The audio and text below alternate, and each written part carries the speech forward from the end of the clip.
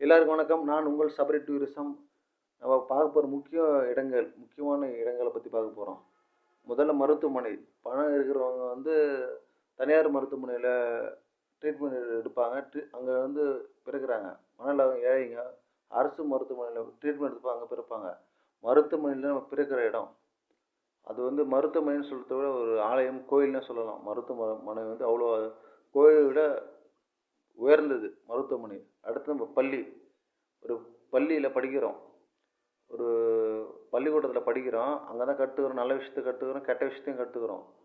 அது அது ஒரு முக்கியமான விஷயம். ஸ்கூல்ல நல்ல விஷயத்த கத்துப்போம். பணம் இருக்கிறவங்க வந்து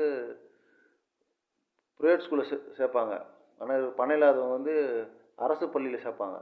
3வது கல்லூரி.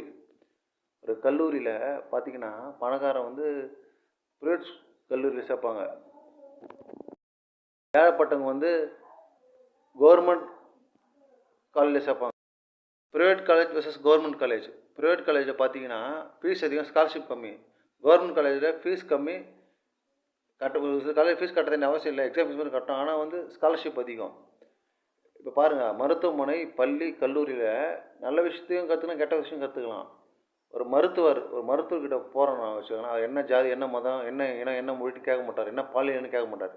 என்ன நோய், என்ன பிரச்சனை, எப்படி குணப்படுத்தலாம், தீர்வு செய்யணும்னு பார்ப்பாங்க. ஒரு கடவுளுக்கு சமமான மருத்துவர்.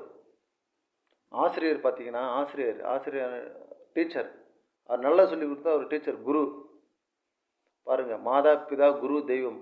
அதாவது அப்பா அம்மா அடுத்தபடியாக ஒரு ஆசிரியர் ஒரு தெய்வம்ன்றாங்க. ஆனால் வந்து கடவுளுக்கு மாதா பிதா குரு தெய்வம். தெய்வத்துக்கு ஒரு படி முன்னே இருக்கார்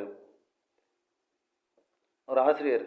ஆனால் இந்த காலத்து ஆசிரியர்கள்னு ஒரு சில பேர்லாம், எல்லாரையும் சொல்ல, ஒரு சில பேர் ஜாதி மதம் பார்க்குறாங்க.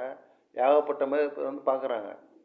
இதனால் வந்து இளைஞர்கள் நல்லா படிக்கிற பையனுக்கு வந்து குரூப் கொடுக்கக்கூடாது, பயாலஜி குரூப் கொடுக்கக்கூடாது, கம்ப்யூட்டர் குரூப் கொடுக்கக்கூடாது, காமர்ஸ் குரூப் கொடுக்கணும், இவங்க அறிவியல் துறையிலையும் மருத்துவத்துறையிலும் போகணும். ஏகப்பட்ட பாகுபாடுங்க. தமிழ் மக்கள், தமிழின மக்கள் எப்போ ஒன்று சேர்ந்து தமிழ்னா ஒன்று சேரணும். இப்போ வேலை செய்கிற இடம் பாருங்கண்ணா.